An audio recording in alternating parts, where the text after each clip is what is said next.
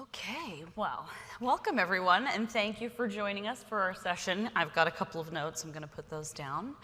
I'm Lisa Murphy, and happy to be here. I've been in the hospitality industry for, 15 years or so, and I'm co-chairing the Future Leaders of HEDNA group, so along with April Key and Gabriel Menez from Expedia. So we have identified a couple of key initiatives, one of which is diversity, equity, and inclusion.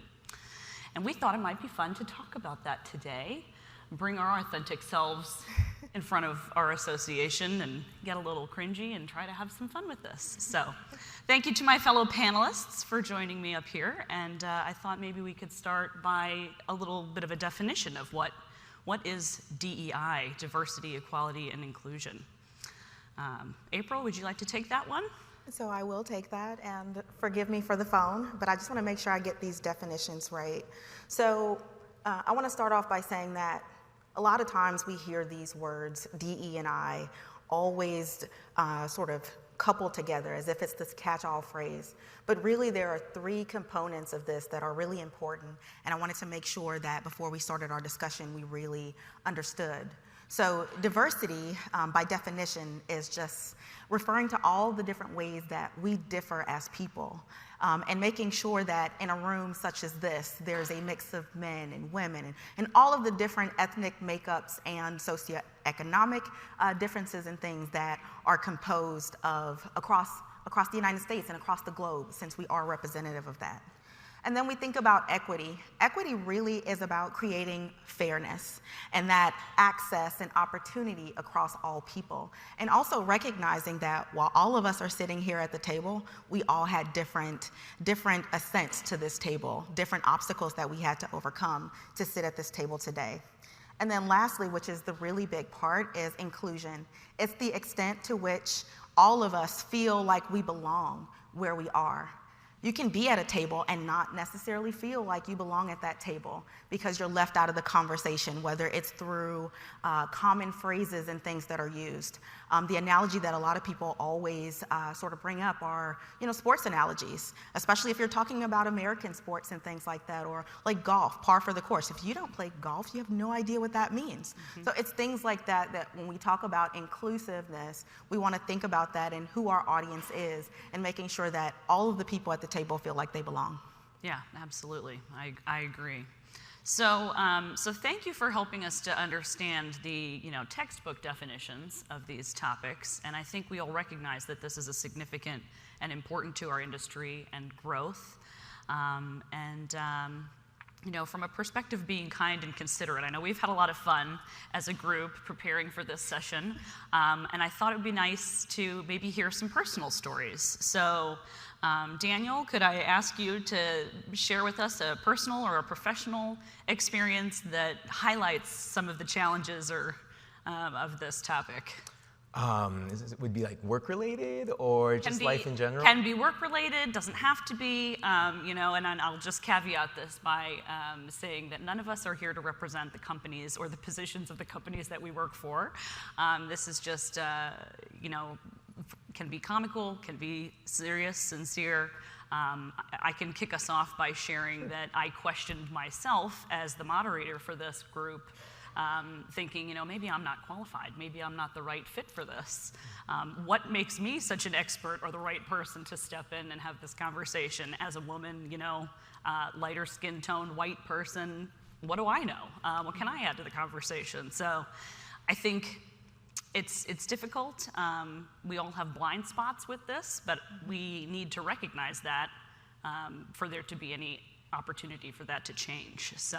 And I remember when you even brought that up, it was, no, you're absolutely the right person to have the conversation for two reasons. One, we are all friends, so it's a safe space for us to have these types of conversations with each other. Yeah. And then if we need to course correct, I know that there's no ill intent in the words that you say. And also I think when we talk about diversity, equity, and inclusion, a lot of times the minorities and the people of color sort of shoulder the burden of having to teach everybody how to treat us, when really it's a conversation about all of us. Right. If we go back to those letters again, diversity means you have a seat at the table as well. Yes, from an equity standpoint, you may have had a different journey to get there, but your voice is necessary. So it's definitely important that you be a part of this conversation. Yeah, well, we'll all make mistakes, so hopefully we'll be kind and forgiving to each other. So, all right, Daniel, anything come to mind? Oh, I would love to start with someone else, and then I can just kind of feed off of that. Perfect. Because when I think of diversity, inclusion, and equality, did I mix that up? Sorry. I actually just learned that acronym. The order is not significant. And so when I think of like examples, it's nothing's coming to like my head right now. Yeah. So I'd love to hear one of the examples first. Okay. Yin, anything jumping into your mind? Yeah, sure. So actually, before we even got on stage, we were joking a little bit, just to cut the tension a little bit. We were saying, the two guys in the middle and the girls on the end, it's like PB&J. I'm happy to be a part of that sandwich, no problem. And so I think, that's absolutely right. There's a lot of stories that come to mind. So I'll tell one that's a little bit funny and one that's more personal. Funny one was actually right when I landed in Atlanta. I got to the airport and I went to the bathroom. Yes, bathroom. A gentleman asked me, "How's it going, sir?" I said, "I'm doing great. I'm super tired, but it's great to see you." And then he said, "Well, where are you from?" And I said, "Oh, Houston, Texas." And then we were joking about this because there's a video out there on YouTube. You should go watch it. And he's like, no, where are you really from?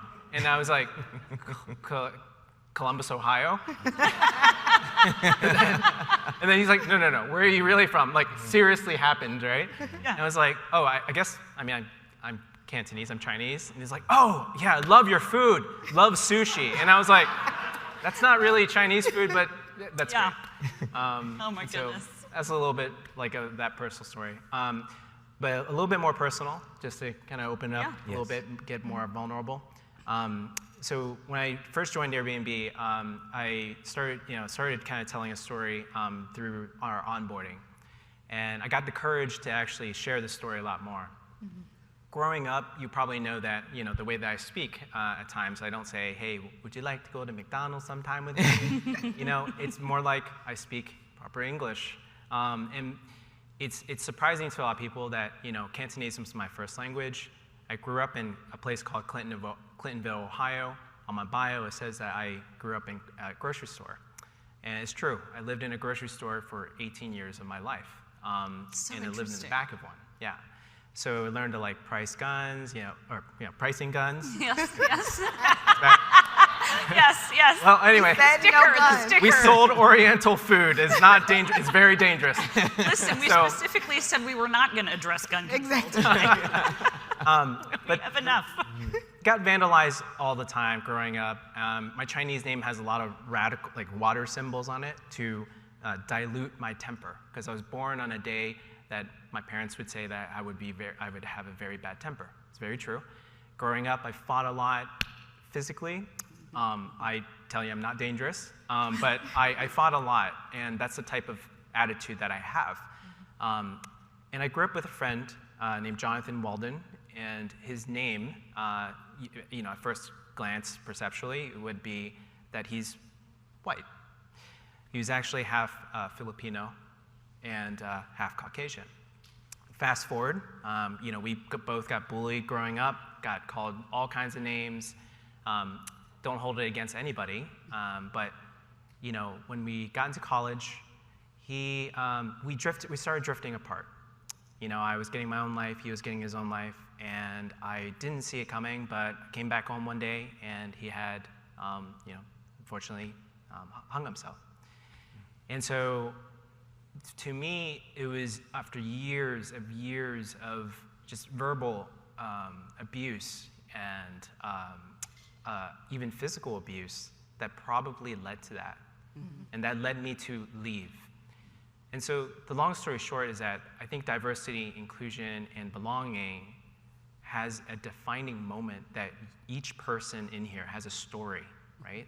That attaches to you, and you just go everywhere, and you don't even know each other's stories. Yep. You don't even bother to ask sometimes.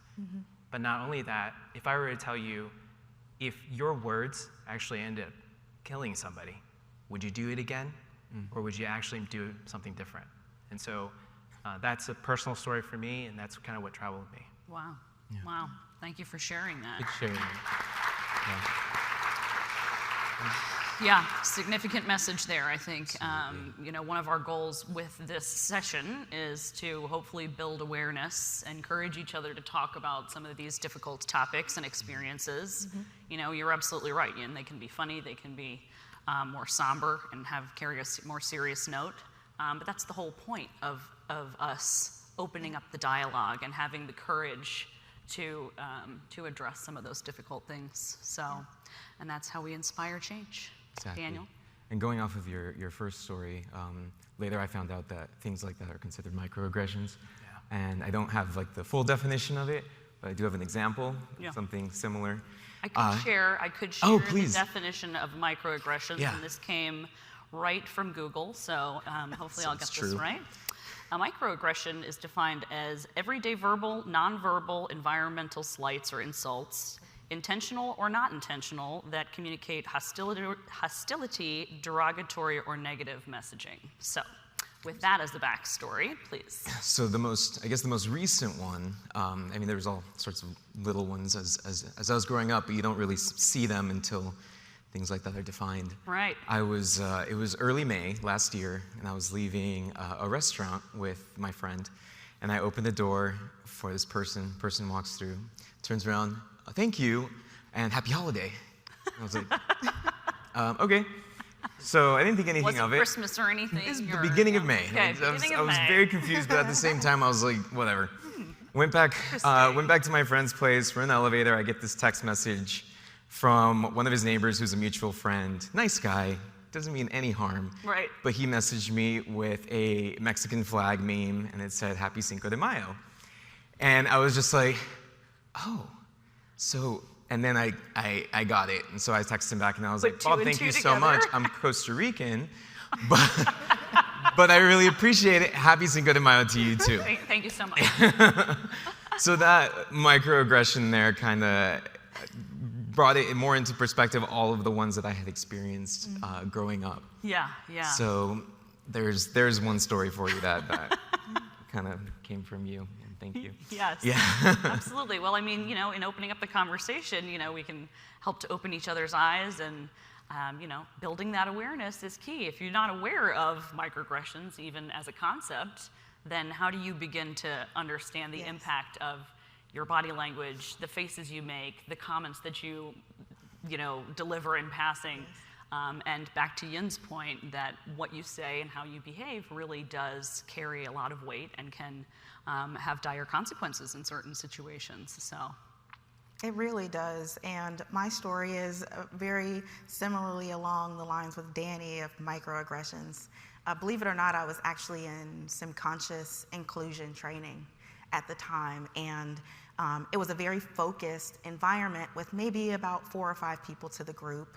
I was the only Black person in that group, and we had gone around and we tossed a couple questions around, just getting everyone's perspective, and I think I chimed in a few times. And someone else was about to chime in after me, and a lady actually stopped. She was a part of the group. She said, hold on just a second. I just have to say this. You are so articulate. And I was like, is this happening like right now in the inclusion training? But it was definitely a teachable moment, and I think the facilitator actually used that absolute moment to point out and talk about microaggressions and the fact that everyone in the group was well-spoken. But why did she need to stop someone else from talking to acknowledge that I was well-spoken? There's that underlying assumption that I was not going to be well-spoken just because of what I looked like. Right. So we deal with these things every day, and we don't always mean harm. There was no harm in what she meant. She really thought that was a compliment. But we have to be conscious about what we're saying when we're saying it to people. Absolutely right. Yeah. Take ownership and accountability. Yeah, you're right. It's interesting, as we were preparing for this session today, I got really into a lot of rabbit holes, watching YouTube videos and TED Talks, and one of them was Janet Stovall, and she had a TED Talk, and she referenced some statistics that I found very interesting. Things like ethnically diverse work groups, companies, perform 33% better than their peers. So there's some incentive for us to impact change and drive change with this in our industry and in business. And Forbes also identified that the best workplaces for diversity enjoy 24% higher revenue growth. So this is not just something that we should do because we should do it. There's practical implications and return on doubling down on the investment of talking about diversity, equity, inclusion, making change, and really embracing it. So. And it's not just, I think when we talk about DE&I think a lot of people, back away from it, and it becomes this uncomfortable conversation because they think it's a race conversation. Diversity is not just about all of us looking different, but it's also about diversity in thought, because we all think different. We've all had different experiences that bring us to where we are today. And so when we're all presented with the same idea, we think differently. And it shows in those numbers with those companies, because they're having diversity in thought, diversity in color, diversity in age, diversity in experiences that help to make their solutions so much better. Yeah, absolutely. Absolutely. So I'm just trying to think let's think about things that maybe what would you recommend if there was one thing that you could suggest that we change or improve upon? One takeaway. Is there something that you could like to see happen today, something you could share that would make it an impact? I guess I'll start. So I'll say that having the conversations. I think so many people are scared to have the conversations. And it doesn't matter. A lot of companies right now are putting together DE&I boards and DE&I efforts, and that's great and all, but it really is a personal effort. All of us have to look at our lives and look at the rooms that we sit in. Is that space diverse? Does it look like the makeups of our own companies and things like that? Those are the types of things that we have to start thinking about as individuals and living and breathing that in our lives. And being able to sit around and have friends. And I'm grateful to be able to say that I call each of you friend, and all of you have very diverse backgrounds and all of those differences. And if there's something I don't know, I can come to you and safely have that conversation, so that when I go out and I speak to someone else, I'm not going to make those same mistakes. And I really think it's, everyone educating themselves and bringing that to work, bringing that to school. Because everything I've read so far, it's always diversity in the workplace, diversity at school. It's really diversity, equity, and inclusion in life. Absolutely. Absolutely right. This made me think, you are very articulate, just so you know.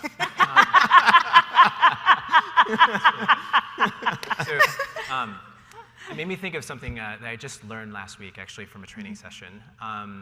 It's performative allyship. And I think what you're being, right, Lisa, is an ally right now. And but performative allyship is, unfortunately, actually bad for companies. It's one of those things that's defined as, kind of like faking it till you make it as an ally, or like having a stamp of saying, I'm going to put a black flag as a symbol, like on my Slack channel or whatever the case, to say I represent Black Americans right now today. But you actually don't do anything behind the scenes. So something practical that I would say that everyone here could take away, something that I've done, is I actually volunteer for a local organization to support somebody. So for example, the Houston Area Women's Center is something that I actually go in and support and actually help with strategy and developing it for creating a platform for like shelters for abused women. And so that is action that is also consistent, but if you do that, and those are like you said, something personal, it will obviously come out at work at the same time as well, and you'll just be more open-minded. Yeah, that's a great point. That's a great point. And, just in some of the reading, it's just amazing. all the different directions that you can take this conversation. And one of the things that I looked up, and I will admit and confess that I wasn't sure of all the right acronyms for the gay, lesbian, and trans community. So I wanted to be sure that I represented that correctly. And it was traditionally LGBTQ. And now there are additional letters. It's LGBTQIA+. But it just kind of blew my mind for a minute thinking about how LGBTQ as a group of people were marginalized and underrepresented. And getting those first 4 letters into conversation was such a huge hurdle to overcome. But in and of itself, we need to then consider the I, the A, the Qs, and beyond, the plus people, because if we're gonna just include everybody, even our acronyms and our conversations need to expand beyond where they start. It's a constantly changing, dynamic situation. So, yeah, really interesting. Another stat, right? That, Yeah. we were just talking about. Earlier. Yes. Is this a real stat, or do we This make is a real stat. Okay. So, stat for here, everybody here. So we're at HEDNA. How many attendees actually registered? Did anybody count on the list? Anybody nerd out on the plane, scrolling through the entire app? I did not count. Yen's the only one. 260. I counted about 350 actually attendees, like registrants. Okay. But I know that there's about 268 or something like that. That's what Sebastian said earlier today. I'm not counting. But then there's also how many were female on the attendance list? And this is like, I'm not like looking at pictures. I'm like looking at names and being like, oh, Krista must be a girl. So check. Careful with the assumptions. I know, you never know. That's what we're trying to get away from. But it's perceptual, right? So Yeah. how many? What's that? Higher than that. So it was about 105. So we had about a 31% like registrant rate. That's very interesting. Yeah, that's unofficial, completely unofficial. You probably have Okay. official numbers later. Polling statistics, I like it. Something actionable is just that. It's just even calling that out, I would Yep. say, Yeah. right? So. Yeah, well, I think that's another really great point, that as an industry, we're all united in the goal of having a job, getting a paycheck so that we can keep the lights on at home. And business, I think, is really in a position to make a change, have an impact on Yes. diversity, equality, and inclusion, right? I mean, we're, again, not just doing something because we should, it's the right thing to do, but for so many other reasons like we've talked about. And business is how we're going to impact this change. And absolutely, and I know one of the things we kind of talked about is that as a hospitality industry, by nature of having a hotel on every continent in the globe, we are diverse, but we have to really live that diversity, not just in our hotels, but even in the makeup of the big chains. When we look at our senior leaders, we want to see more diversity there. And I think that was a conversation that came up within the future leaders of HEDNA is, we want to see not only diversity here at HEDNA, but we want to see it back home in our respective companies. Sure. And I'll speak for IHG for just a moment in that I'm very proud to work for IHG and all that they've done thus far in elevating the cause of diversity, equity, and inclusion. Allowing people to show up and be themselves through our ERGs. Every grouping of folks has a place where they can go and feel at home, whether it's our women's group with Lean In or the Black Employee Resource Group. And all of these groups do things to encourage that inclusion and that belonging. But there's also a DE&I board who is after making sure that those groups are heard and the things that they want are being advocated for to our leadership. Right. And one of the amazing things that they've done in the wake of all of the conversation we've had with the protests around George Floyd, a lot of Black employees were looking at that and saying, look, our leadership doesn't reflect what our workforce is, and they have responded to that, and they are working on making sure that people like me have an opportunity to advance. Our program is sort of called our Room to Grow, and so we're always looking at how can we look around the room and give other people opportunities to advance. Yep. I'm benefiting from a room to grow opportunity, and I want to make sure that people who look like me or don't look like me, look like Danny or Yin, get those same opportunities. And that's all about making sure that equity is also a part of that conversation as well, that we all have equal access and equal opportunity to be able to sit at the table. Yeah, that's a really great point. I remember reading in my research that in order for minority communities to feel like their voice is being heard, you need to hit kind of a 30% threshold. So clearly, IHG's doing the right thing, listening to their employees and responding. So that's great to hear. Great to hear. So yeah, I have so many thoughts. I'm just trying to figure out where to go.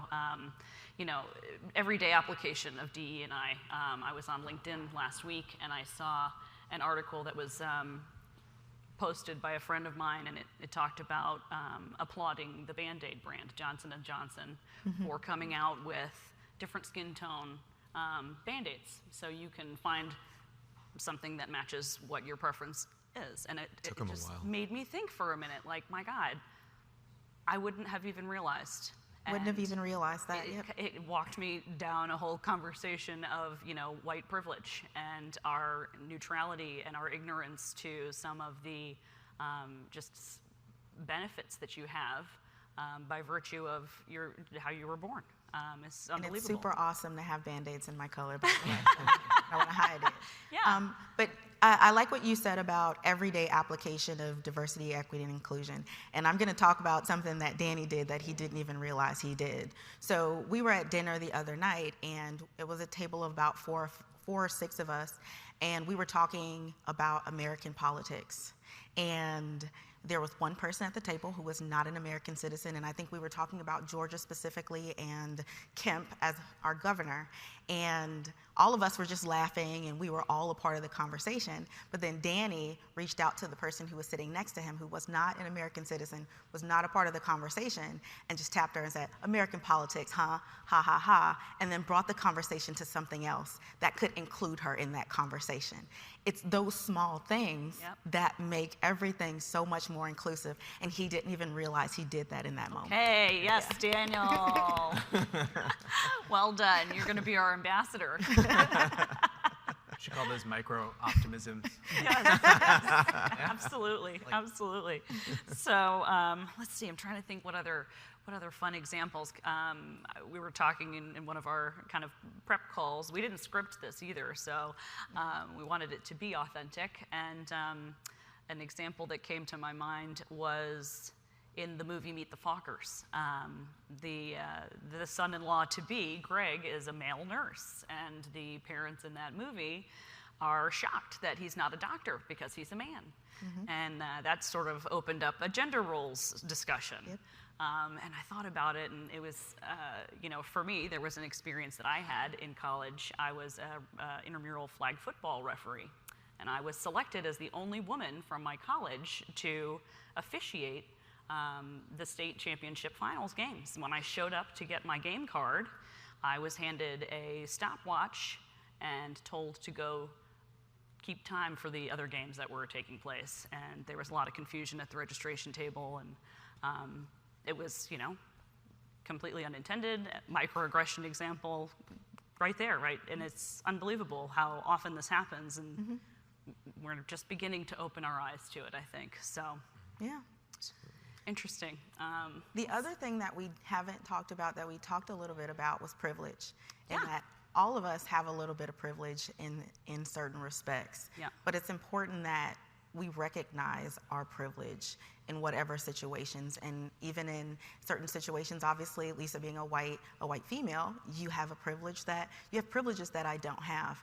And I think that's a lot of the conversation sometimes that gets touchy as well. Well, I think white, and this is just speaking for myself here, but white privilege for me seems to have a very negative connotation, and that makes sense, right? So when you start to talk about privilege, it gets uncomfortable. It does. And everybody starts to kind of cringe and shy away from it. And I think you're absolutely right. Everyone has privileges. We have different privileges, and what I have is different than what everyone here on the stage has. So it's a really good point. Yes.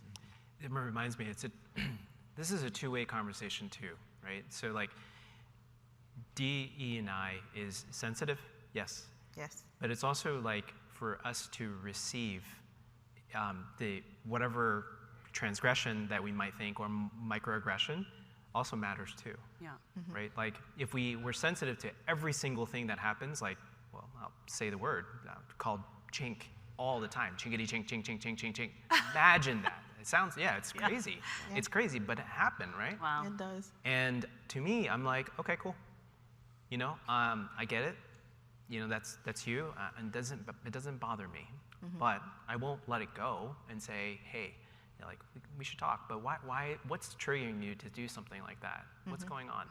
And that type of reaction is better than something like me used to fighting physically or reacting so aggressively. It's not going to get us anywhere. It just takes us two steps backwards. So. Yeah. Very interesting, and absolutely right. So something else that came up in our conversations, we've had so many movements and things take place in recent history, right? The Me Too movement, Black Lives Matter, after COVID, the hate crimes and just perpetrated against Asian American communities. It's unbelievable. And it's something Danny said to me in conversation that got me thinking about this, and it was related to sexist behavior. And catcalling, and there's a whole story. I don't know if you'd like to share it. No, I'd love to. Okay. And it goes back to what we were talking about way earlier, in having conversations and seeing people's experiences. I got to witness one experience with my really good girlfriend, who I was just buying a juice. She stayed outside with her dogs, and I'm witnessing this guy come up to her, big guy, right? And he's talking to her, and she's paying him no attention. She's just on her phone, looks up, nods, looks back down, and that's it. She's completely uninterested, right? And he doesn't move. He just stays right there, and I can see he's talking there. So I kind of lean out to hear what he's saying, and all I hear is, "Oh, you're too good for me? Huh? You can't even look up?" And just bullying her to try and get her attention. And as soon as I heard that, I stepped out and I was like, "Hey, Alex," and he just ran off. Right? And as soon as he ran off, I went up to her and I was like, "Are you okay?" And she was like, "Yeah." I was like, "What? You don't seem fazed at all. Like, are you serious?" And she was like, "Oh, that happens all the time." That's the thing that got me. I was like, "What? That happens all the time to you?" Yep. And so at that point, I was overwhelmed, first of all, because I feel like that would be a scary experience. The fact that it's not even scary anymore for females. It's just like something that happens. Yeah. And so I asked my mom, I asked all my close cis female friends about these situations, and it's constant. It's constant. So learning that experience and hearing that happen and seeing it, I could talk to my cis straight male friends about those situations and how uncomfortable it is. The fact that y'all can't walk down the street at midnight without being a little scared is crazy to me. What I love about that story is that you've learned from it, and you have again become an ambassador to this conversation. And we've socialized it in different groups, here at the conference, at networking receptions. And the feedback from the ladies' side is it happens all the time. It is. And I think the message that we would like to convey is just because it happens all the time doesn't mean that it should be happening all the time, and it doesn't make it okay. But talking about it, bringing it up, sharing our personal experiences, it's been really fun to just learn from each other. And I hope to continue the conversation with anyone that would like to. So we're coming to the end of our time together. Let's see, there's a couple of questions here. What actionable items can corporations do to address diversity, equality, and inclusion? Anybody want to jump on that question? Yeah, April. Well, I think I mentioned a lot of what IHG has done, and I think that is really something that I would love to see other companies do. But I also want to point out it's equity, not equality. They're not the same thing. Equity would be, there's a really good visual that I wish we had. Equity would be if there's a tall tree and you have people of various heights and you give everyone the same size step. That's what equality is. I've given everybody the same opportunities to take this one step to get up to the tree. But equality is making sure that everyone gets the right and the appropriate block that they need so that they can reach the fruit on the tree. It's a really great image. I wish we had it, but I just want to make that distinction that it's not equality, it's equity. Thank you, April. There's another question here. Given current labor challenges, what can organizations do to highlight policies that attract more diverse talent without being performative? Great question. Anybody have an opinion on that? Maybe, yeah, Yin, you have a thought? I guess I did mention performative allyship. So, what can our organizations do to highlight policies to attract more diverse talent? So I don't think it's about the policies themselves. I think it has to be organic, right? It can't be forced. Yeah. And I think many companies just believe that they can put out a DE&I clause and say, hey, we're doing this. We have ERG groups, employee resource groups, and that's it. But I didn't say that performative allyship is bad. I think it's a start. And one way to do that is to highlight the different types of groups that you have. But also one thing that could be practical that ties to the first one, the last point, is to put a number out there that you are trying to achieve. So for example, for HEDNA, our goal is to hit 50% by 2025 female of the binary gender.